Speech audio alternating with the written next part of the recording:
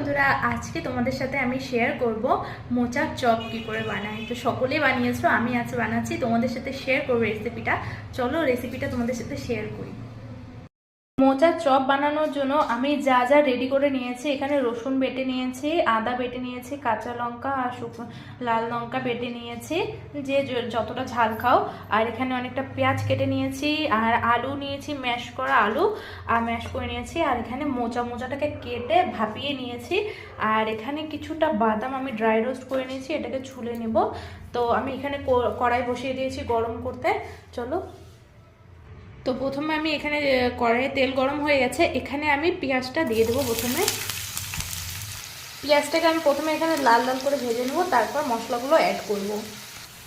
পেঁয়াজটাকে লাল লাল করে ভেজে নিয়েছি, এখন এর মধ্যে অ্যাড করব রসুন বাটা, অ্যাড করব আদা বাটা, আর বেটে রাখা যে লঙ্কাটা ছিল সেটাও দিয়ে দেবো। এখন অ্যাড করব স্বাদ অনুযায়ী লবণ, আর দিয়ে দেবো হলুদ গুঁড়ো, আর সামান্য পরিমাণে চিনি। এটা কিন্তু অ্যাড করতে একদম ভুলবে না। তো মশলাটা কষানো হয়ে গেছে, এখন এর মধ্যে আমি মোচাটা অ্যাড করে দেবো। আর জিরে গুঁড়ো, ধনে গুঁড়ো এটা অ্যাড করতে কিন্তু একদম ভুলো না, আমি ভুলে গেছিলাম, আমি এখন অ্যাড করে দিলাম।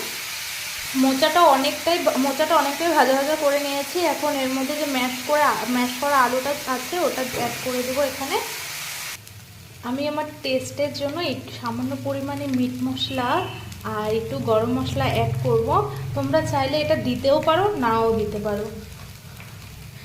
আর হ্যাঁ, সব থেকে ইম্পর্টেন্ট জিনিস হলো যেটা, মানে ইম্পর্টেন্টই বলতে গেলে, এই যে বাদাম, চিনি বাদাম যে যতটা পারো দিও। আমি কিছুটা দিয়েছি, অতটা ভালো লাগে না আমার, আমি এতটুকুই দিয়েছি, তোমরা চাইলে আরও দিতে পারো। আমাদের কিন্তু মোচার চপের জন্য যে পুরটা ছিল সেটা কিন্তু একদম রেডি, দেখতে পাচ্ছ। তো এখন আমাদের সব থেকে মেন জিনিস যেটা হলো ব্যাটার। চলো আমরা এখন ব্যাটারটা রেডি করে নিই, তারপর একে একে এটাকে ভাজবো।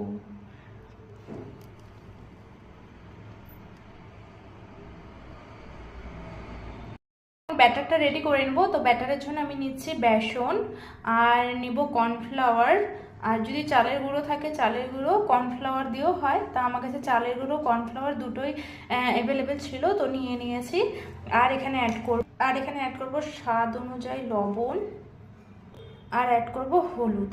তো এই কটা জিনিস আমরা ভালো করে মিক্স করে নেব।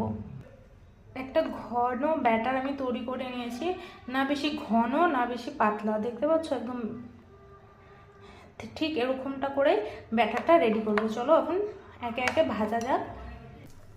তো আমার এখানে শেপ দেওয়া